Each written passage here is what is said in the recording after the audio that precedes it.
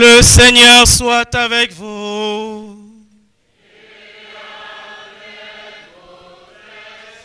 Bonne nouvelle de Jésus-Christ selon saint Luc.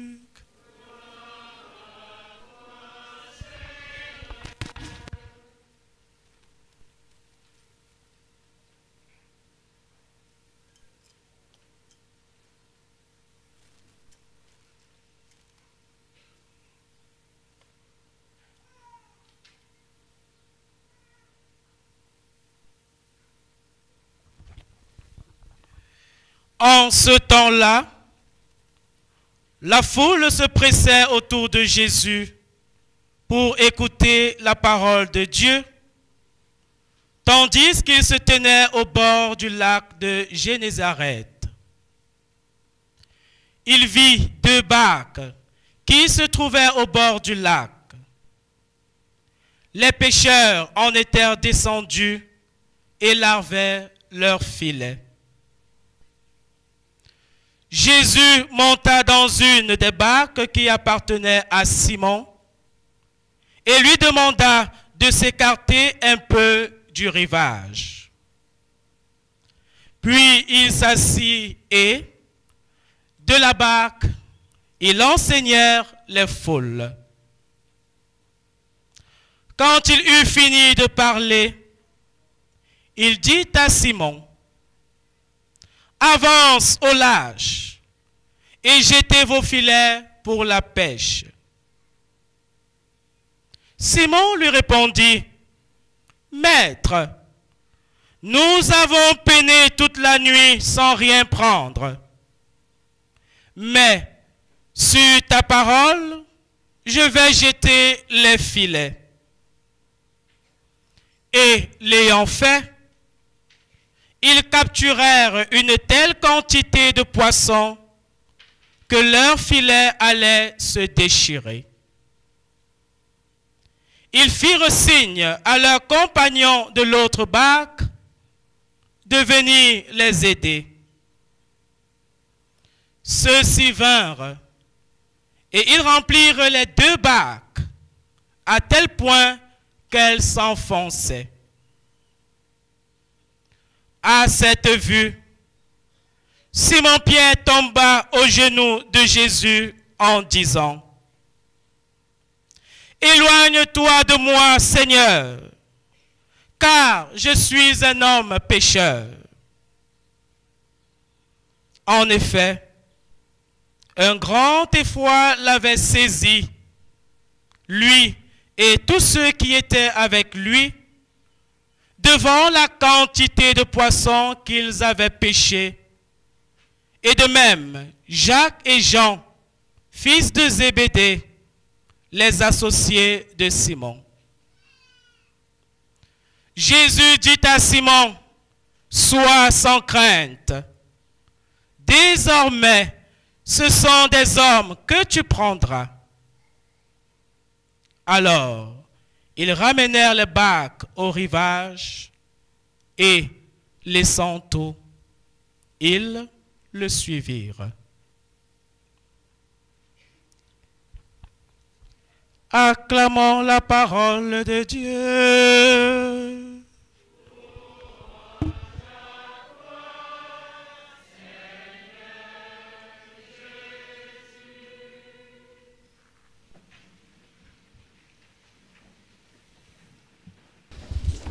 Nous sommes le 5e dimanche du temps ordinaire, donc ce dimanche que nous célébrons. Notre Seigneur Jésus-Christ nous appelle tous à devenir ses disciples et à aller dans le monde, aller dans les villes, dans les villages, dans les quartiers, pour annoncer la bonne nouvelle. Et pour cela, posons-nous la question aujourd'hui. Le Christ nous a appelés. Comment nous avons répondu à cet appel? À quoi nous avons renoncé pour le suivre? Et quelle vie, à quoi avons-nous renoncé pour montrer réellement que nous suivons, que nous mettons en pratique son évangile? Nous avons à renoncer à cela. Et ici, notre Seigneur se tient au bord du lac de Génézareth. Comme il était déjà connu, un peu connu, les gens se pressent autour de lui. Et pour être tranquille, il monte dans une barque qui appartient à Pierre. Et il se met à enseigner, à leur révéler le projet de Dieu pour eux. Et surtout, dire qu'il est là, Dieu l'a envoyé pour sauver les hommes.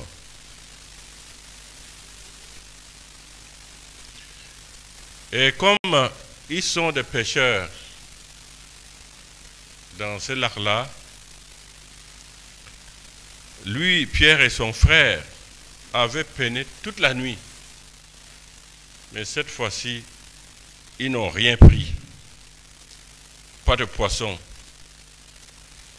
Mais Jésus se présente donc à Pierre et lui demande de jeter les filets. Avance au large et jetez vos filets pour la pêche. Évidemment, Pierre, un peu incrédule, puisque toute la nuit, nous n'avons rien pris. Mais comme il le connaissait déjà, puisqu'il l'appelle Seigneur, ça veut dire cette expression très forte, cette expression par laquelle on désigne Dieu. Pierre donc obéit à l'ordre ou à la demande du Seigneur. Et du coup, la situation change totalement. Les filets se remplissent d'une grande quantité de poissons. Et lui et son frère, Pierre et son frère, n'arrivent plus à soulever le filet tant il y avait de poissons. Alors, ils sont évidemment surpris. Qu'est-ce qui se passe réellement? C'est tout à fait normal qu'il est ici, qu'il a senti que quelque chose n'allait pas, ou plutôt un peu de peur, pour dire qu'il y a eu quelque chose d'anormal. Oui. Puisqu'il y a tant de poissons, désormais des poissons qu'ils ont capturés, et ils n'arrivaient même plus, n'est-ce pas, à le tirer, à le soulever. Et il reconnaît le Seigneur. Et sans doute, c'est le Seigneur qui a donné ce pouvoir-là, de prendre tant de poissons. C'est un miracle que le Seigneur a fait pour Pierre. Parce qu'ils étaient peinés. Ils n'avaient rien. Mais le Seigneur prononce un mot et toute la situation change. Et à côté, il y avait deux autres pêcheurs. Ayant nom Jacques et Jean, fils de Zébédée. Alors, ils se joignent à Pierre et à son frère pour les aider à soulever les filets.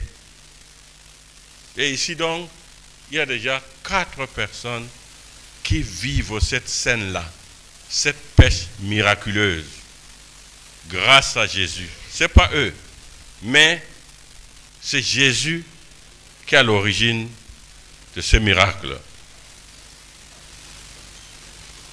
Et ici, Pierre, voyant tout cela, il se sent indigne d'être ou de s'avancer ou de s'approcher de Jésus.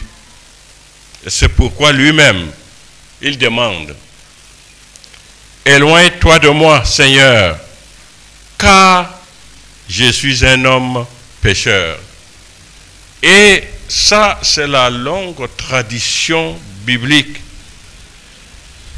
On ne peut pas s'adresser, s'approcher de Dieu n'importe comment. On ne peut pas voir Dieu face à face. C'est surtout cela. Et maintenant, s'approcher de Dieu, ce n'est pas facile.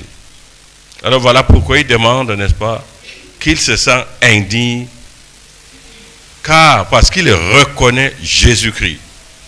Il le reconnaît comme le Seigneur. Et cela pour la première fois, puisque là, nous sommes presque au début de l'évangile selon Saint Luc. Alors, ce titre est très important, parce que dès le début, reconnaître Jésus comme le Seigneur, c'est lui qui est tout. Alors Pierre reconnaît ici donc, s'il le reconnaît comme Seigneur, il le reconnaît comme l'image de Dieu. Et nous avons dans la lettre aux Hébreux que nous lisons ce dernier temps, qui nous présente, n'est-ce pas, déjà dans l'introduction de son livre, qui nous dit bien que Jésus-Christ est l'image parfaite de Dieu. Il est le resplendissement de la gloire de Dieu. L'image ou effigie de sa substance de Dieu. Ce sont les expressions, n'est-ce pas, de l'auteur de la lettre aux Hébreux. Donc ici, Pierre nous dit qui est Jésus-Christ. Pour lui, ici, Dieu au milieu de son peuple, Dieu au milieu de nous. Alors, ce sentiment d'avoir peur lorsque le Seigneur nous appelle, nous rencontrons cela presque dans tous les récits de l'appel. Quand le Seigneur appelle,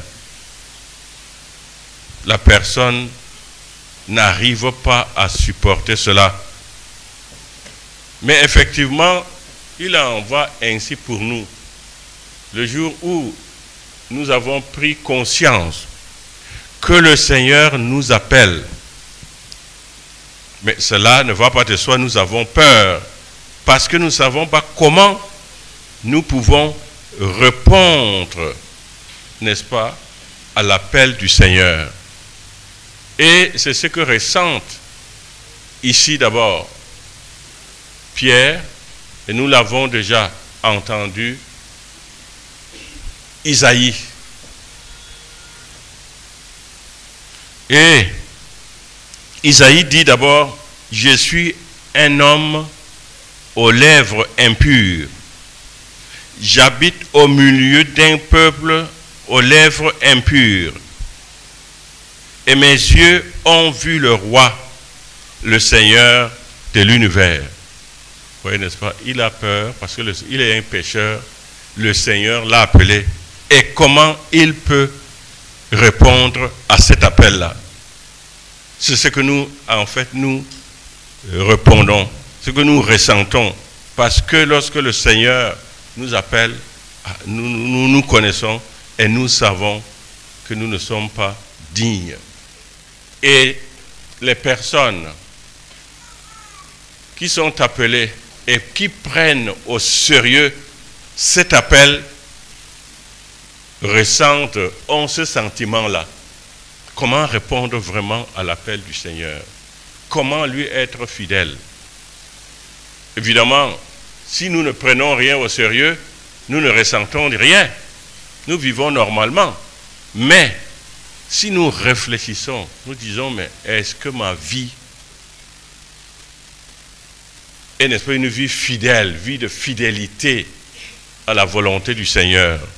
Nous devons ressentir cela. Et c'est un moment difficile à traverser. Oui. Et dans ces moments d'incertitude-là, le Seigneur lui-même intervient dans notre vie. Le Seigneur lui-même nous accorde une assurance pour que nous puissions répondre à son appel. D'abord ici, prenons Isaïe, comme il vient de le dire. Vous voyez, il ne pouvait rien faire. Mais le Seigneur le purifie ses lèvres.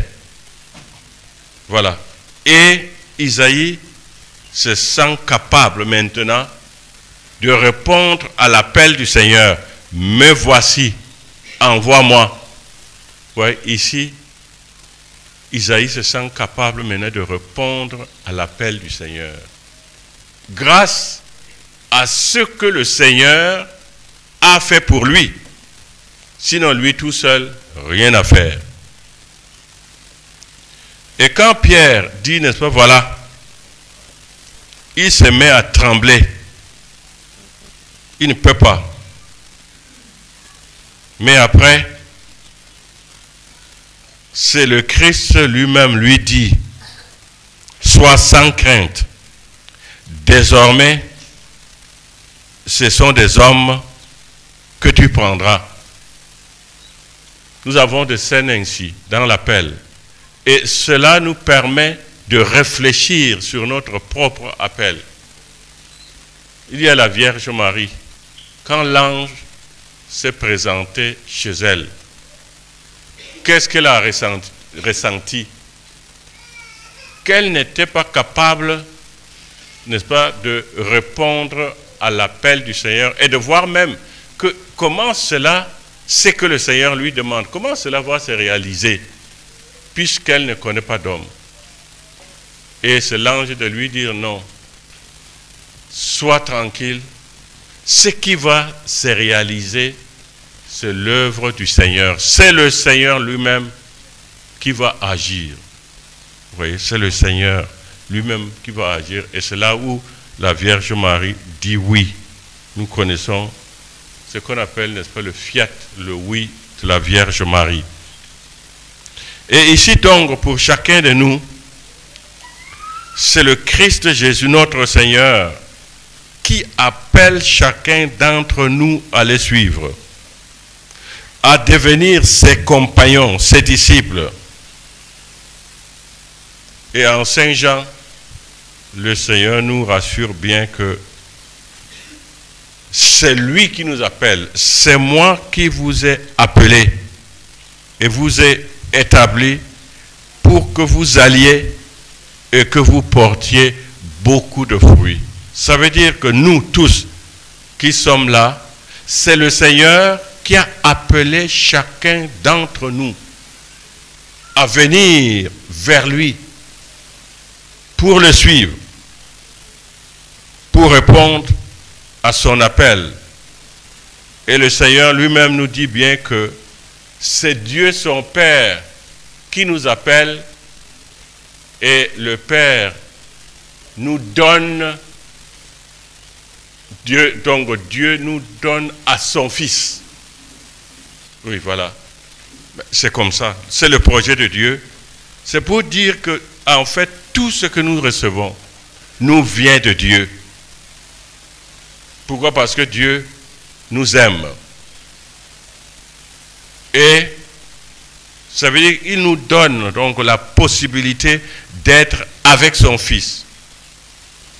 Lui qui est mort et ressuscité pour nous. Voilà, nous sommes appelés. Maintenant, qu'est-ce que nous avons à faire? Quelle est notre mission?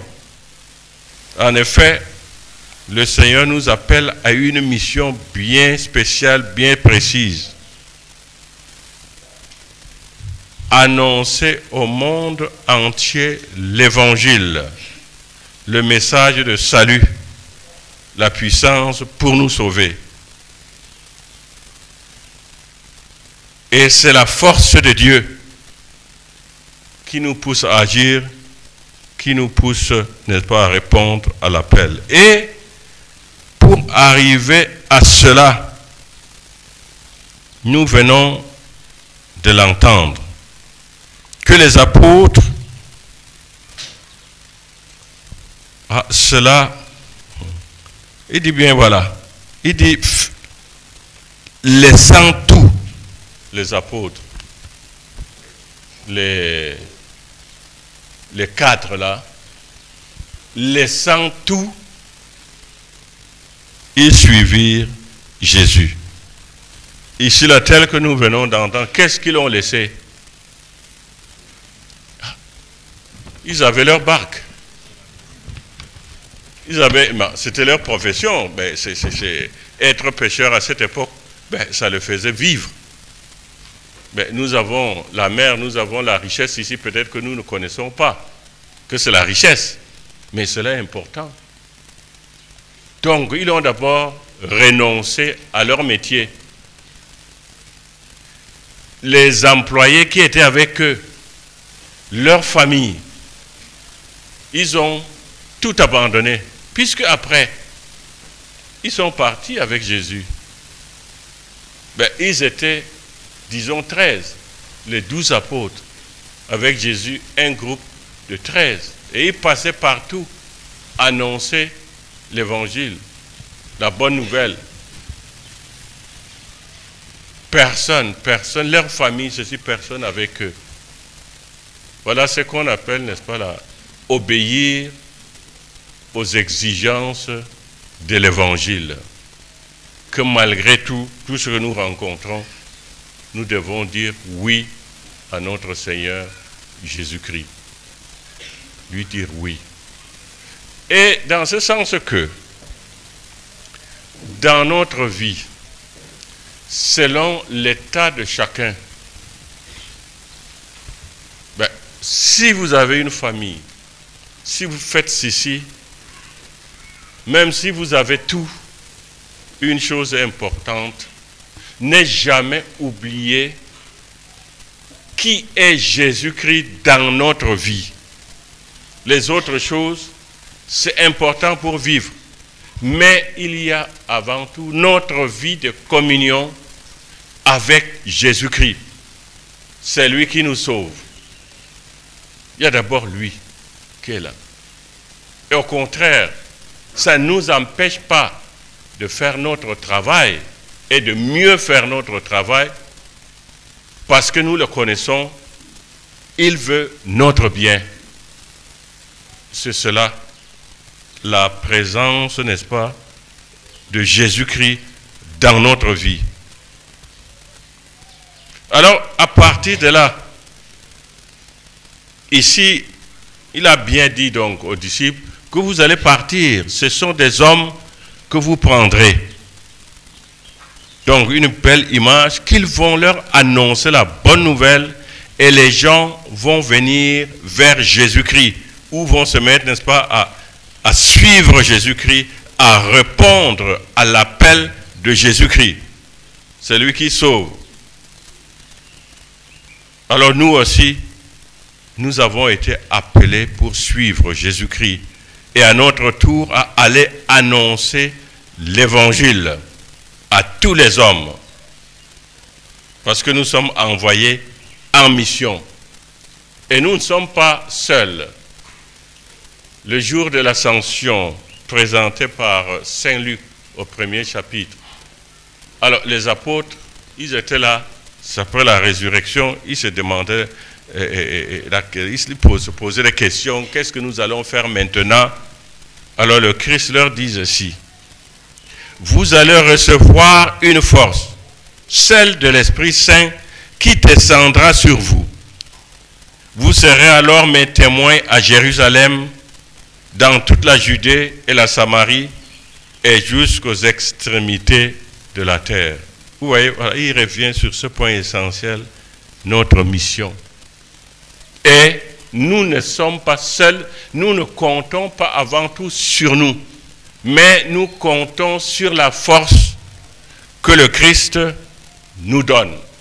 C'est notre mission de chaque jour, annoncer Jésus-Christ. Mais surtout, annoncer Jésus-Christ, être des témoins. Oui. Être des témoins de Jésus-Christ. Voilà pourquoi nous devons rechercher sans relâche, chaque jour, à nous identifier à notre Seigneur. Et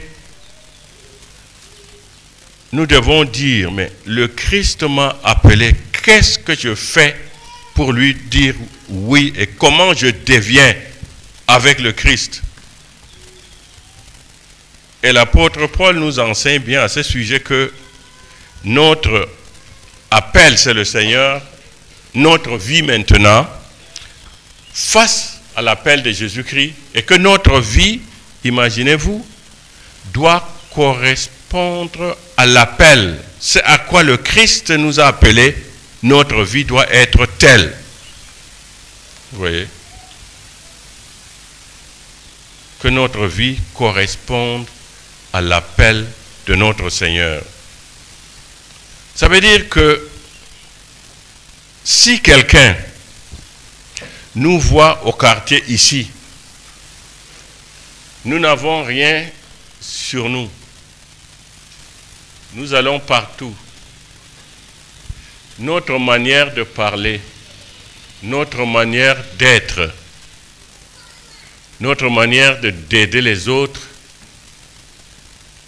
leur montrera que nous appartenons à Jésus-Christ.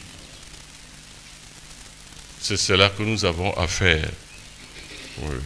Si on dit notre appel doit correspondre à l'appel, nous sommes comme une page vivante de l'Évangile. Notre vie doit montrer que nous appartenons à Jésus-Christ. Vous voyez, c'est cela que nous avons à faire chaque jour.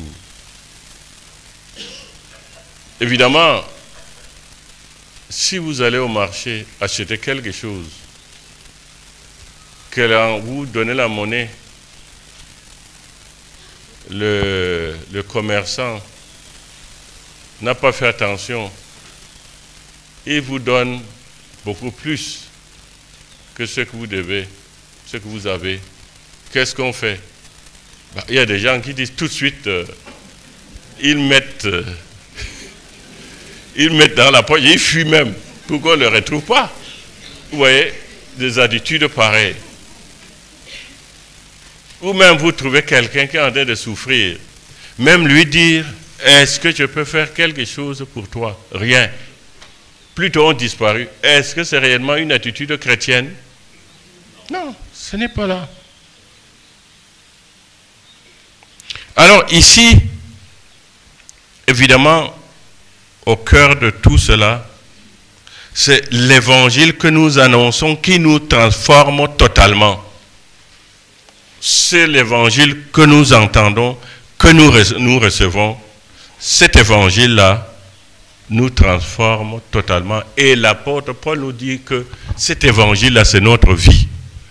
C'est cet évangile-là qui nous sauve si réellement nous l'accueillons comme tel, comme la parole de Dieu qui nous donne la vie. Et Paul le dit ici,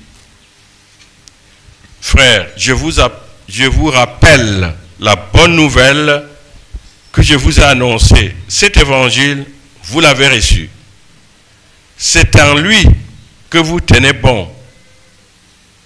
C'est par lui que vous serez sauvés si vous le gardez tel que je vous l'ai annoncé. Mais c'est tout. Gardez l'évangile tel que nous l'avons reçu. Il ne s'agit pas, n'est-ce pas, de rejeter ce qui est difficile à mettre en pratique. Non. Même si on nous dit d'aimer nos ennemis, nous devons les aimer. C'est difficile. Mais c'est cela que nous avons à faire, cet évangile-là.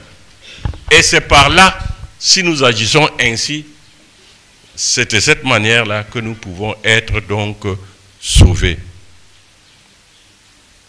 Et l'apôtre Paul continue, n'est-ce pas, dans ce que nous venons de créer, continue sa lettre, en précisant ce qui constitue le cœur du message à annoncer. Cela est très important. C'est le 2 points, la mort et la résurrection de Jésus-Christ.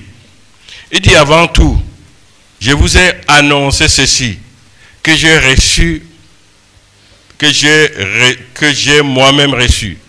Le Christ est mort pour nos péchés conformément aux Écritures et il fut mis au tombeau. Il est ressuscité le 3e jour conformément aux Écritures. Voilà. Voilà le point important, le fondement même de notre foi. Le Christ mort et ressuscité. Qu'il a vaincu la mort. Voilà le message que nous avons à recevoir. Le Christ qui nous aime, il l'a montré par sa mort. Et maintenant, il nous donne tout parce que maintenant, il est ressuscité. Il a tout. Alors, nous avons, en tant que chrétiens, nous devons montrer cela. Nous devons faire des efforts, nous efforcer d'être ce que nous sommes réellement, disciples de Jésus-Christ. C'est ça le point le plus important. Amis de Jésus-Christ. Mettant en application dans notre vie l'évangile de Jésus-Christ. Et nous avons à être partout donc ces témoins. À montrer que le Seigneur nous a appelés. Nous sommes prêts à lui obéir, à faire sa volonté. Et c'est cela qui nous donne le salut. Parce que nous répondons fidèlement à son appel. Donc, être chrétien, c'est notre programme de vie. Notre programme de vie, c'est cela qui apporte la lumière sur toute notre vie. Et chaque jour, nous devons accueillir l'évangile qu'est là. Et voilà pourquoi le Christ, dans l'évangile, selon Saint Matthieu nous dit bien, vous êtes le sel de la terre, vous êtes la lumière du monde. C'est ainsi que nous, chrétiens, nous devons être.